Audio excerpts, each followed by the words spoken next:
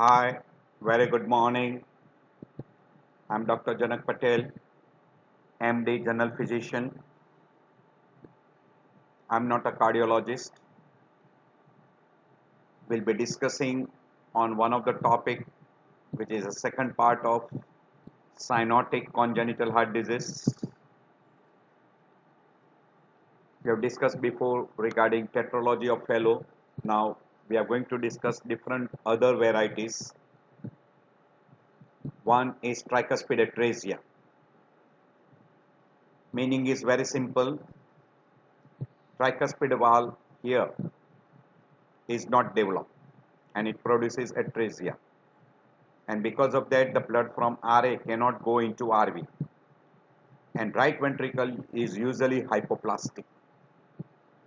Now blood from RA has to go onto the pulmonary circulation for oxygenation. So nature provides one very nice mechanism, that is ASD. Because of ASD, now blood from RA will enter into LA. From LA it will go into LV, and from LV into aorta. Now this is deoxy blood. Now as this deoxy blood is going into LV and into aorta, now nature provides another mechanism by which it should enter into pulmonary circulation. That is by providing VSD. And secondary due to VSD, now blood from LV will enter into aorta as well as into RV, and from RV into pulmonary circulation. It will get oxygenated and it will come to LA. This is one way. So person will have a ASD plus VSD, but RV will be hypoplastic. This is very typical in case of a tricuspid atresia. Tricuspid atresia is almost 3% of total congenital heart disease. Blood can flow from right atrium to right ventricle. Very rarely, there is a complete tricuspid atresia, and in that case blood cannot flow from right atrium into right ventricle. If there is a partial opening, the blood from RA can enter into RV. But in case of a total tricuspid atresia, there will be complete occlusion, or tricuspid valve is not developed at all, and that will result into blood cannot flow from right atrium into right ventricle. Now if a blood has to go on to the left side, ASD has to be there, and secondary to ASD it will enter into left atrium and then into left ventricle.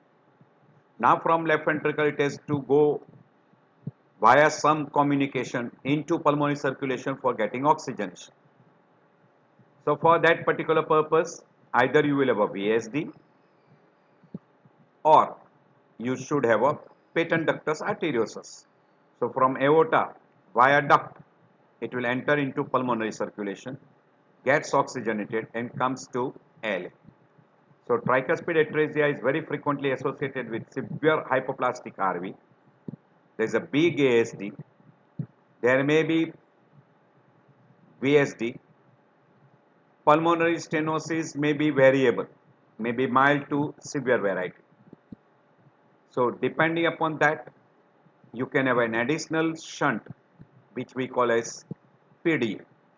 So good number of time you can have PDA also, which is also called as a prostaglandins dependent lesion. So in that case you will have a ASD, VSD and even PDA. Three things can be together. So this is what happens in the case of a total tricuspid atresia. But by and large, majority of the time it is ASD with VSD. But if there is a very severe pulmonary stenosis, you will have additionally patent ductus arteriosus. So because of that atresia, there is a closed tricuspid valve. Blood will go from RA to LA, from LA to LV, and from LV via VSD, it will enter into right ventricle and then into pulmonary artery, and from LV into aorta, So complete occlusion of a tricuspid valve orifice will result into mitral valve is larger than normal. There is a hypoplastic RV and there will be defect in atrial chamber producing persistence of patent foramen ovale, large VSD, large ASD, sorry, not VSD, ASD. So blood from RA cannot enter into RV. So via ASD it will enter into LA. From LA into LV. Now blood from LV will enter into aorta but has to also go to pulmonary circulation. For that particular purpose you will have a VSD which will be very common. And if there is a very tight pulmonary stenosis, then you will have additionally patent ductus arteriosus. So cyanosis is usually present right from birth. There will be cyanosis plus drumstick clubbing. There is a very high mortality rate, and we already told you it is accounting for 2 to 3% of total all congenital heart disease. By and large, clinical presentation right from birth, the person will have a cyanosis. Clubbing may be present. Usually it is a drumstick clubbing, large VSD, and no pulmonary stenosis. Then the person will be having a high chance of developing heart failure due to decreased pulmonary vascular resistance, progressive cyanosis due to restrictive VSD, progressive pulmonary stenosis will result into hypoxic spell. There will be a pansystolic murmur at the lower left side sternal border. That is because of VSD. There will be ejection systolic murmur at the level of pulmonary valve because of pulmonary stenosis. Secondary due to pulmonary hypertension, the person will develop loud P2. So tricuspid atresia will be very frequently associated with pulmonary stenosis, VSD and ASD. You will have a VSD murmur, you will have a single S2 sound, very frequently it is a P2 will be loud. You might have a congestive heart failure if there is a severe pulmonary hypertension. On an ECG, you will have a big right atrium, LV. Usually RV is hypoplastic. So this will be the presentation and investigative findings. Medical therapy wise, you want patent ductus arteriosus to be patent, then prostaglandins, inhibitors, balloon atrial septostomy can be done. If there is no ASD, you increase the blood flow at the level of VSD or at the level of ASD so that blood from RA can easily enter into left atrium. And if there is a sizable VSD, then you don't have to do anything. Pulmonary artery bending is good number of time being done. So these are the some of the medical treatment which are being there. And as far as surgical treatment is concerned, blaloctosic shunt or bidirectional Glenn shunt is being done. Or you can go for total KO pulmonary connections. So these are the different procedures which are being there for tricuspid atresia. This is Fontanelle procedure where you create first stage bidirectional Glenn shunts. That is, this is a superior vena cava. This is pulmonary artery. This is right atrium. This is inferior vena cava. So a graft is put to bypass the right atrium. So this particular superior vena cava will bypass the right atrium into aorta. So you try to create a shunt directly into the aorta. So this superior vena cava will be anastomosed with the pulmonary artery. So superior vena cava blood flow will now enter directly into pulmonary artery, and then the lung will oxygenate that and it will come to LA. So this is one way of bypassing. Now second stage operation is you put a graft inside so that the inferior vena cava blood can enter through this into pulmonary artery, and this is fontanelle shunts. So now inferior vena cava blood via right atrium will enter into this portion of superior vena cava and it will enter into right side pulmonary artery. This is a right pulmonary artery, and then blood will enter into pulmonary artery, lungs, and it will get oxygenated. So this will be the procedure what is being done commonly for what we call as a tricuspid atresia. Two-stage operation, bidirectional first, Glenn shunt followed by a fontanelle shunt. Fontaine shunt. Complication of Fontaine shunt will be arrhythmias, heart failure. RA may becomes largely enlarged. You might have a thrombus formation, thromboembolic phenomena, polycythemia, etc. So you can use prostaglandins to maintain the patent ductus arteriosus. Bladoctoxic shunt can be utilized. Balloon atrial septostomy, and you have to create a large VSD. And particularly you can go for a two-stage surgery, and to prevent the development of a pulmonary or what we call as heart failure, pulmonary artery bending is good number of time being done. Bidirectional shunt is usually performed between the 6 to 12 months, and Fontaine operation is done between 3 to 4 years. There is another little modification of this is we call as the Epstein anomaly. What is happening in Epstein anomaly?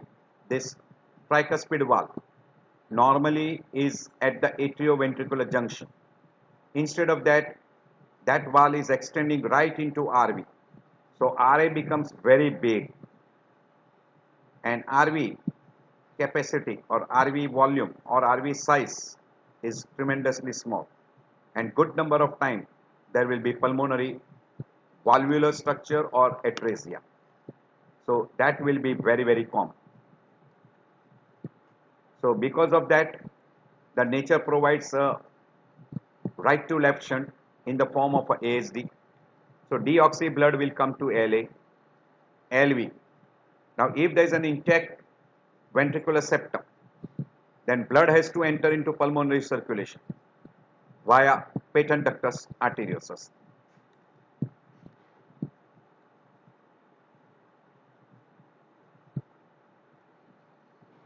And this will be the size of the atrium. In case of Epstein anomaly, we call wall to wall, or it is also called as a box type of heart. This is wall to wall. You can see a very big right atrium. So this is very peculiar. Wall to wall, Epstein anomaly, massive right atrial dilatation. So you will have a markedly tall P wave, RVH. So in an Epstein anomaly, you can have mild to severe cyanosis. Pulmonary second sound will be split. So you will have a second sound splitting. Tricuspid regurgitant murmur may be present. You will have a symptom signs of congestive heart failure in the form of hepatomegaly. X-ray chest will show you balloon shape, or we call wall to wall.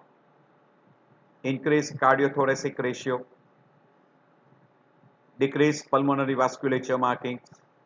And in an ECG, you will have a RAE, right bundle branch block. Sometimes you can have a WPW syndrome also. Along with that, you can have a supraventricular tachyarrhythmias. And whenever you want to have a treatment for Epstein anomaly, medical treatment mainly for the treatment of congestive heart failure, and to maintain patent ductus arteriosus, you will have to use prostaglandins, and for supraventricular tachycardia, you can use antiarrhythmic drugs. As far as surgical treatment is concerned, palliative shunt, there are different names for those particular shunts, and depending upon the clinical condition, you will have those different shunts, and then you can go for a definitive repairs. If there is a good RV size, that is called Danielson repair or Carpenter repair. If there is a small size, univentricular repair stretcher, etc. are being utilized.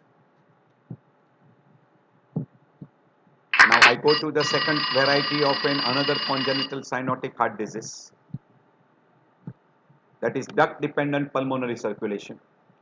So in presence of pulmonary atresia, and if there is no VSD, so if the person, this is normal, so blood can easily go from RA to RV into pulmonary artery.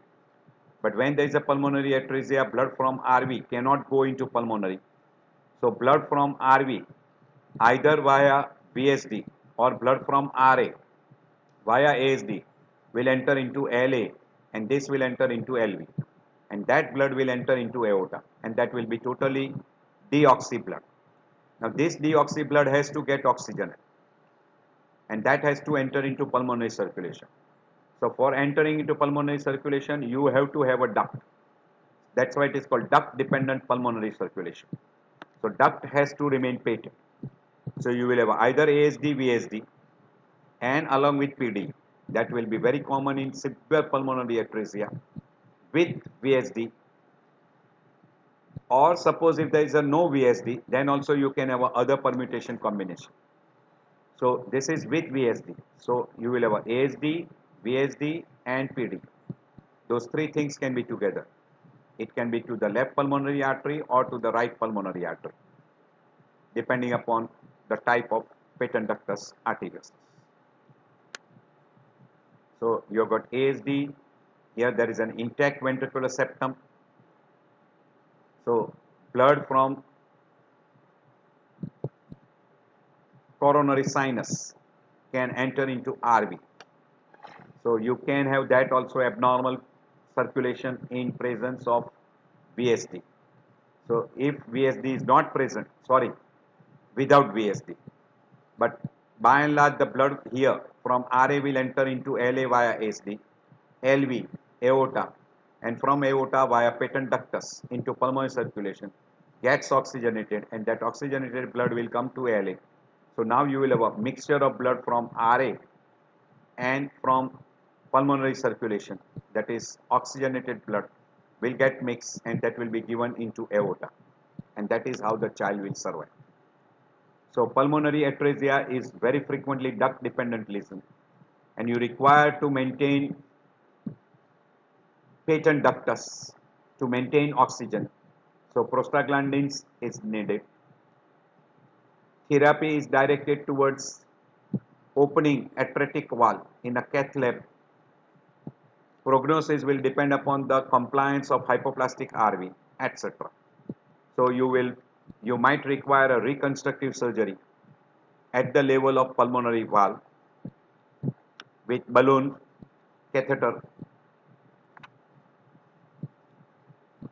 You might have a bronchial collaterals along with patent ductus arteriosus. Depending upon the pulmonary artery size, you can have a bronchial collaterals. On examination, cyanosis is present since birth. There is a single sound. Usually there is no murmur. Murmur is very frequently because of if there is a VSD which is being present. Chest X-ray is like tetralogy of Fallot, that is boot shape, decreased pulmonary vasculature because there is a pulmonary atresia. ECG will show you RA and RVH. RVH will occur very frequently if there is an VSD. So if there is a pulmonary atresia with VSD, you will have a RVH.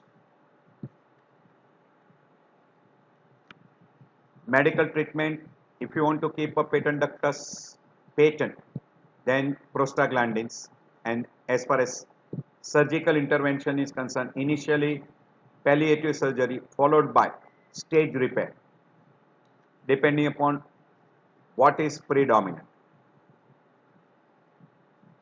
So by and large, if there is an intact ventricular septum, then you will have a severe cyanosis, tachypnea, no murmur, You will have a big RA, decreased pulmonary vasculature, and on ECG you will have a RAE, right atrial, very huge right atrium, and LVH, but there will be no RVH. While in case of a pulmonary atresia with VSD, you will have RVH.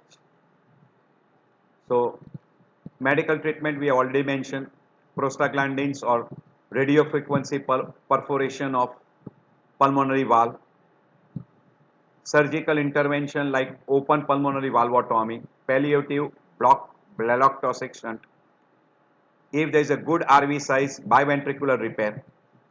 If there is a small RV size, then you can go for block toxic shunt, followed by bidirectional gland shunt and total KO pulmonary connections. These are all the different stage operation which can be done in a pulmonary atresia with VSD or without VSD. And you have to decide plan of surgery depending upon the RV size. There is another anomaly we call the transposition of great arteries, which is accounting for 5% of total congenital heart disease. What has happened is pulmonary artery is opening into left ventricle and aorta is opening into right ventricle, and that's why it is called transposition. So the blood from right ventricle will directly enter into aorta, and from left ventricle it will enter into pulmonary artery. So as the deoxygenated blood is entering into aorta, that blood will circulate into systemic circulation. You need blood to get oxygenated, so that blood has to go to pulmonary artery, and for that again patent ductus arteriosus should be present.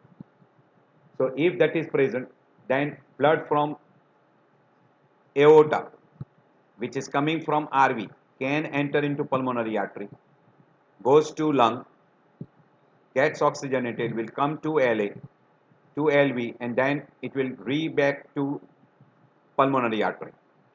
Now, a blood from pulmonary vein will enter through foramen oval,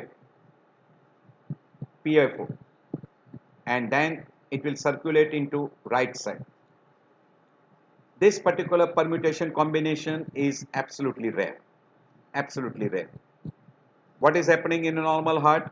We know that from RA, RV, pulmonary circulation, oxygenated LA, LV, and aorta. But here, it is very odd circulation which can occur, and this will produce severe cyanosis. So you will have a multiple congenital anomaly along with transposition of great vessels like patent ductus arteriosus with, you can have ASD also, and pulmonary vein will be opening directly into right atrium, and blood from pulmonary venous circulation will enter into RA. So transposition of great vessels, this is normal. Here from RV it is entering to aorta. So this is deoxy blood. Because of presence of patent ductus arteriosus or because of foramen oval, the oxygenated blood from LA will come to RA and then can enter into aorta. So this will be one possibility. So by and large there are two defects. One at patent ductus arteriosus, and second is at, we call as a foramen oval, that is blood from pulmonary vein via LA into RA. So that will be the two shunts which will be present in presence of. So you can see that blood is coming from superior vena cava, inferior vena cava, RV, enters into aorta, then goes to the body, comes back again to RV, aorta, body, etc. Now vessels are switched. So now what happens? The blood has to go to lungs. So whatever blood goes to lung will get oxygenated, will come to LA, LV, will enter into pulmonary circulation, will go to lungs, lungs will oxygenate, will come back to LA, again that circulation will be there. Now these two circulation has to get mixed. Oxygenated blood should come to the systemic. So for that particular purpose, ASD should be there, or we call as a PFO should be there, patent foramen ovale should be there. So because of this particular opening, if it is not there, or you should have patent ductus arteriosus, these two should be there, or you require a VSD. So these are all the different defects can be there in a transposition of great vessels. So either VSD, or at the level of what we call as patent foramen ovale. So aorta emerges from right ventricle, that is this.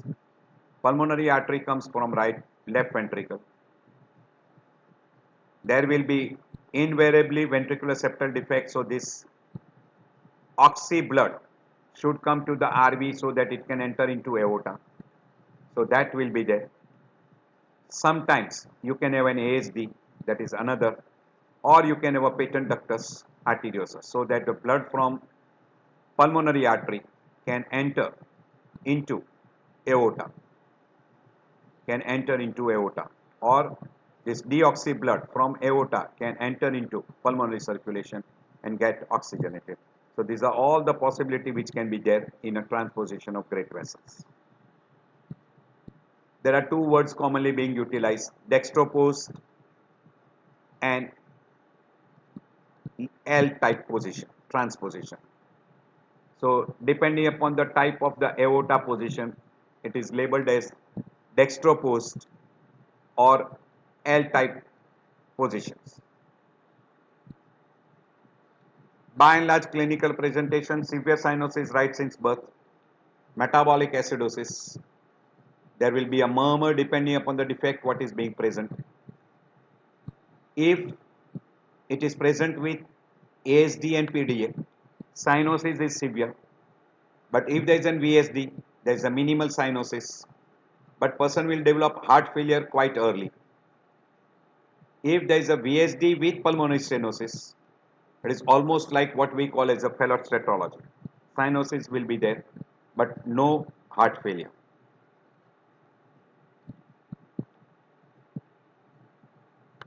Investigation wise, plain X-ray, which will show you what is being described as A-gone string.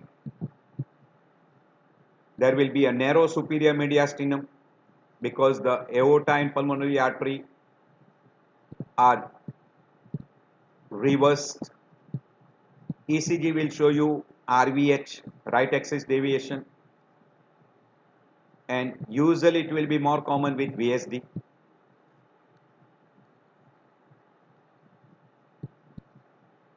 On a chest X-ray, usually we see that it is described as a A-gone string, increased cardiothoracic ratio, increased pulmonary vasculature, because there is increased blood flow in pulmonary artery, and there will be RVH. And that will depend mainly on presence of VSD with patent ductus arteriosus or VSD, etc. Or there is a pulmonary stenosis or not. So this looks like A-gone string appearance. It is described as this looks like a A-gone string appearance. This portion is little narrow.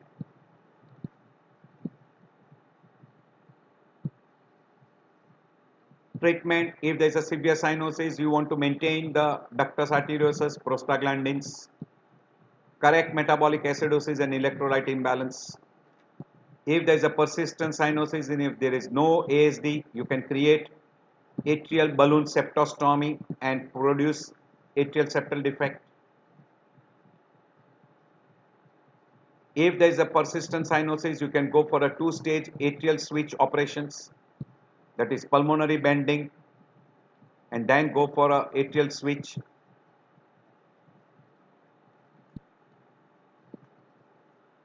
So transcatheter balloon atrial septostomy is the most common thing which is being advised.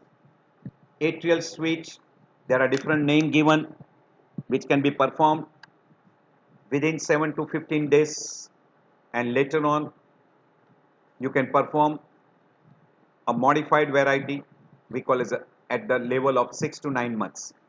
This is balloon septostomy. A catheter will produce that balloon septostomy. So now blood from LA can flow into RA, RV and then into aorta. So that is one of the surgery which can be done.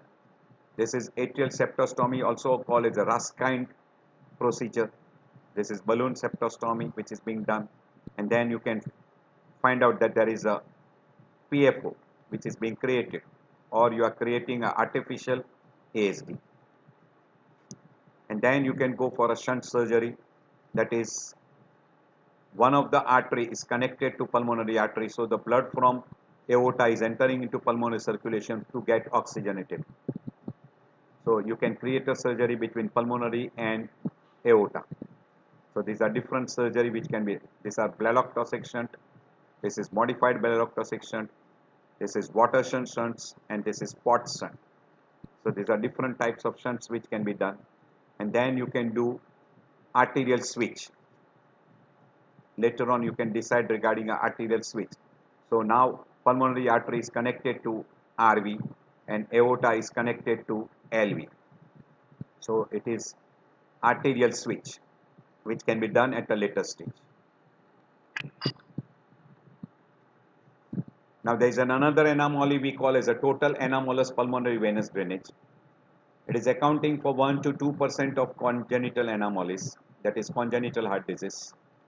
Here what is happening is pulmonary vein must be drained into left atrium. Instead of that, blood returning from the lung drains back into right side of the heart, either directly into superior vena cava or into inferior vena cava. So, or directly into right atrium. So there are different varieties of total anomalous pulmonary venous drainage. So what is happening is blood from pulmonary vein does not come to LA. It will go to right side of the heart.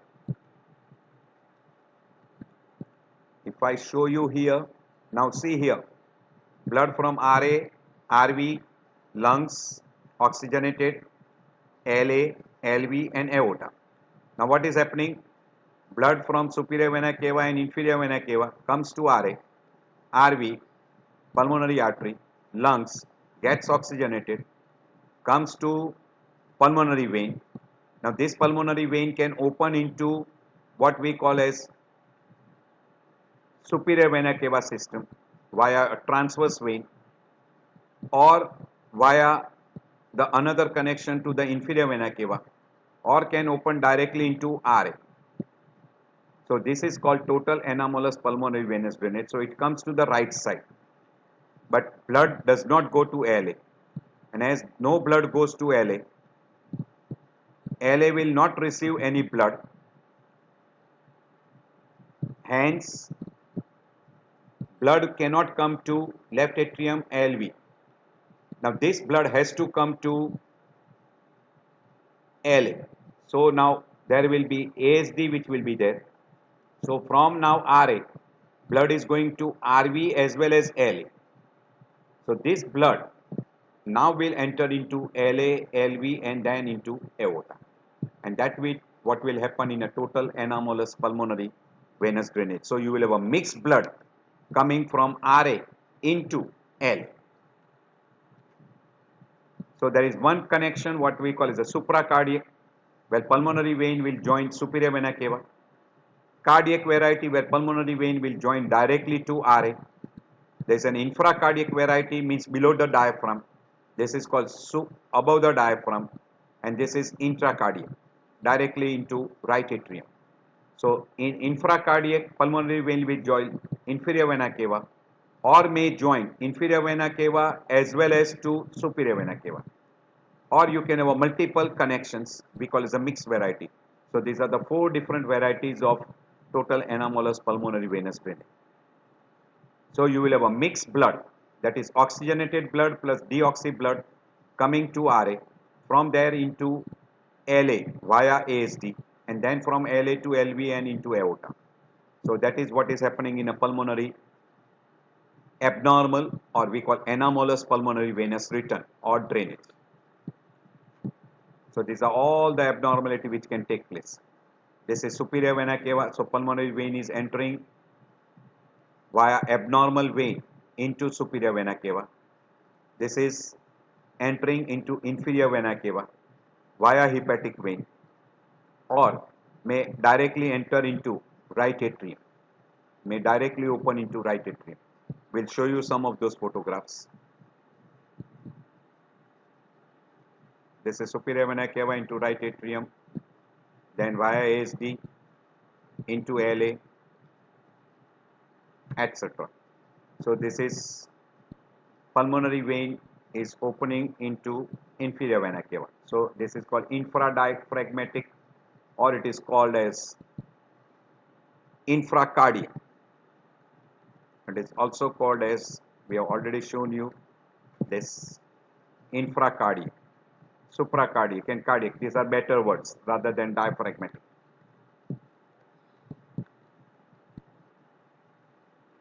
So this is infracardiac. So entering into inferior vena cava. Right? You can see here, the blood from pulmonary vein is entering into superior vena cava. Here the blood from pulmonary vein is entering into inferior vena cava. So this is infradiaphragmatic, or we call it the infracardiac. This is supradiaphragmatic, or we call it the supracardiac. And then this is another variety where it is infracardiac, but it is entering directly into right atrium. It is entering into right atrium. So you can have a abnormal drainage like this, where you can have drainage into inferior vena cava. So these are all the different varieties what you can come across: supracardiac, infracardiac, and intracardiac. This is intracardiac, pulmonary vein into right atrium or coronary sinus. This will be intracardiac. It should be intra, not infra.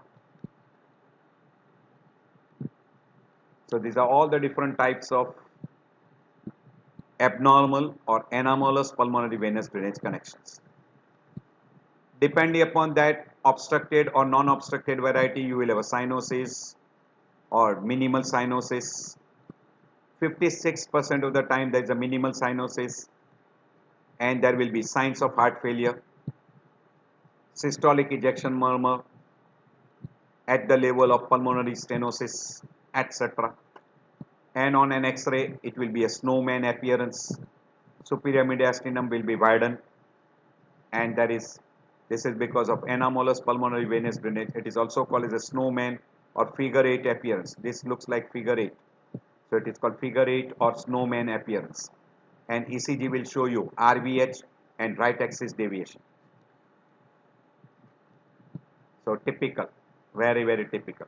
Large ASD, congestive heart failure, split second sound, early systolic murmur because of increased blood flow across the pulmonary valve, snowman appearance or figure 8 appearance, RAE and RVH. So typical snowman appearance or figure 8 appearance. Management wise, surgical repair is the main what is being required. In an unobstructed variety, semi-elective surgery can be done. Now we come to another anomaly we call as a truncus arteriosus, meaning a single trunk is opening into RV and LV, and blood from there is entering into aorta and pulmonary circulation. So mixed blood is entering into that. So it is accounting for less than 1% of total congenital anomaly. There is a common route between pulmonary artery and aorta. So blood from, so VSD has to be there, and there is a common trunk. So from that the blood will enter from RV into a common trunk. So from that common trunk, RV and LV blood will be entering, and that will enter into aorta as well as pulmonary circulation. So you can see here, this is intact ventricular septum. Blood from RV is entering into pulmonary, LV is entering into aorta. While if there is a VSD and there is a common trunk, so blood will enter into that common trunk and will enter into pulmonary artery as well as aorta. So this is what will be happening in a truncus arteriosus. Now depending upon the different anomaly along with that. So this is single trunk, aorta and pulmonary artery. This is aorta and pulmonary artery. Clear? So that is how the blood from RV and LV will enter into this common trunk we call as a truncus arteriosus. So it is entering through RV and LV. So VSD has to be there. So once it enters here, you are having a mixed blood entering into both circulation. So usually there is a large VSD, abnormal truncal wall. This wall may be single. There is an abnormal truncal wall. There is a single portion, and then it divides into aorta and pulmonary artery. And there is no PGA dependent lesion.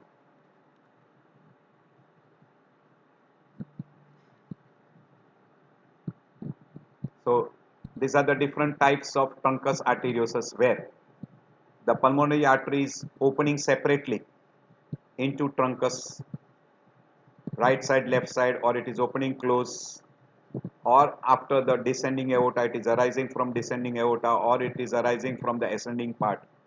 So these are the different types of truncus arteriosus which can be there.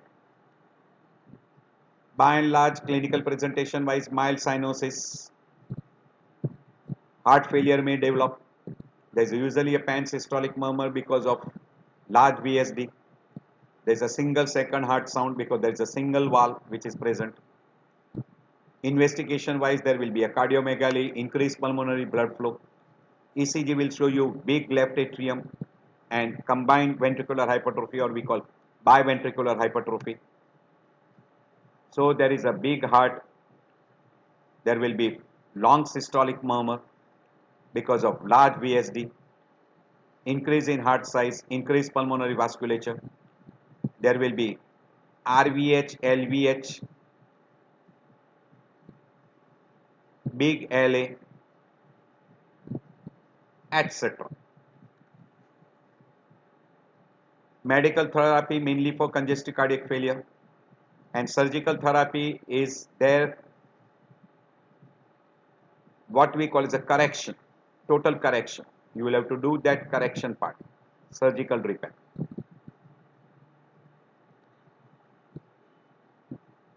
So you will have to separate out the two portions, close the opening and separate out that portion so that pulmonary artery is now opening into RV and aorta is opening into LV. So that is called surgical correction. You will have to close this VSD. Once you close this VSD, now LV blood will enter into aorta and pulmonary artery is closed from aortic opening and that is opened into RV. So these are the correction which are being done.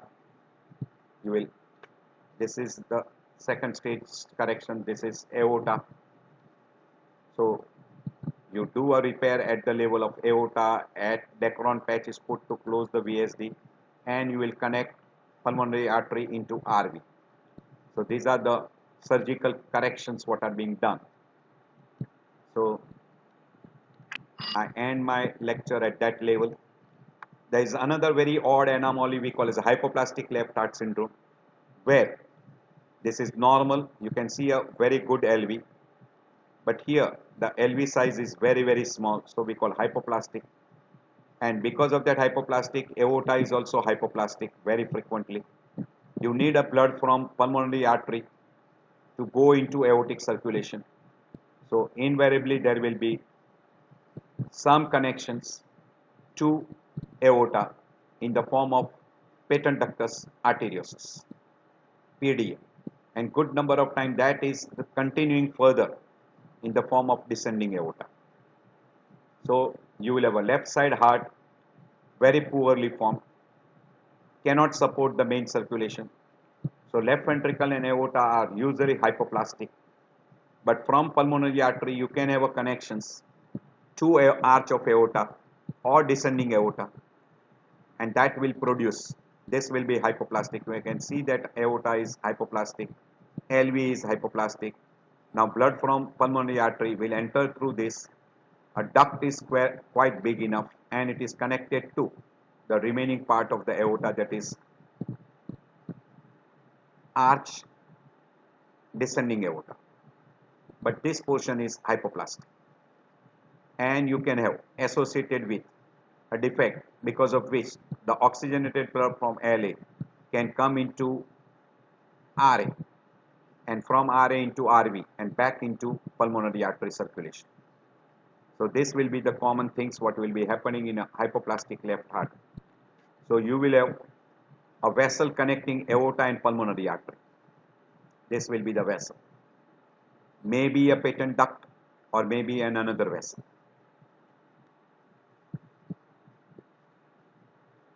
So blood from superior vena cava and from ASD. From LA it will come into RA. So mixed blood will come into RA. From RA to RV, pulmonary artery, via this what we call as an abnormal vessel. Mainly, very commonly, it is a patent ductus.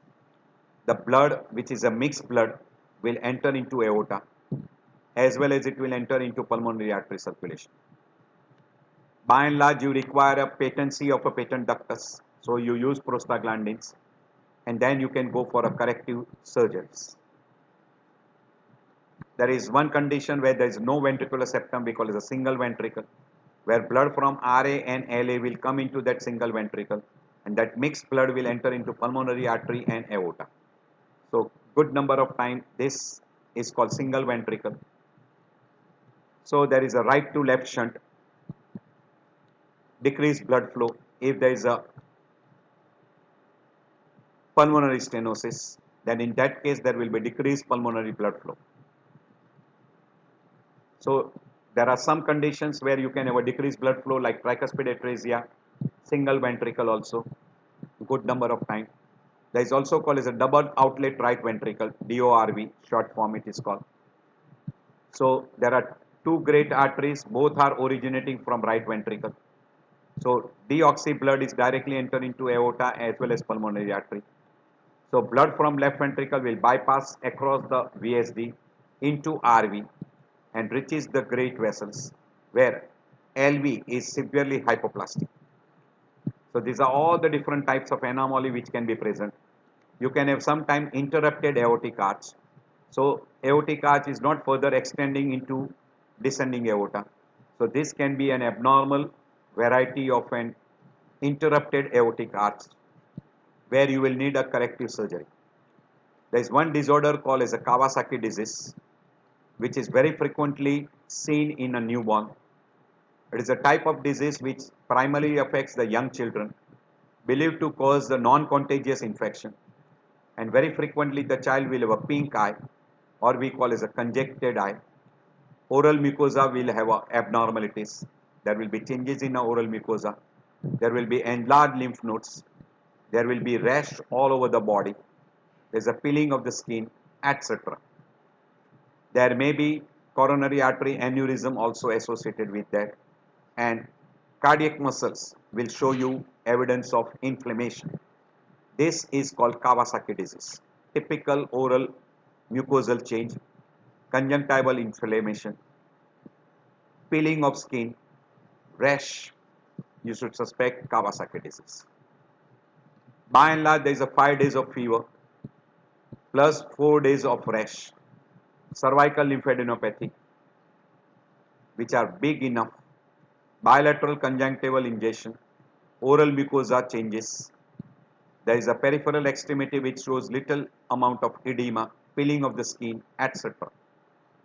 This is in favor of Kawasaki disease. Tongue may show a strawberry tongue, edema of the hand and feet. There is a peeling of the skin of palm and soles, lymphadenopathy. Management wise, exact etiology is not known, so IV gamma globulins, high dose of aspirin. When person is discharged, low dose of aspirin is given, and baseline echocardiography to assess the coronary artery status should be done. I end my lecture here. I hope this all disorders, if you have understood, it may be helpful to you. We'll meet you in another, that is acyanotic heart disease group, in next lecture.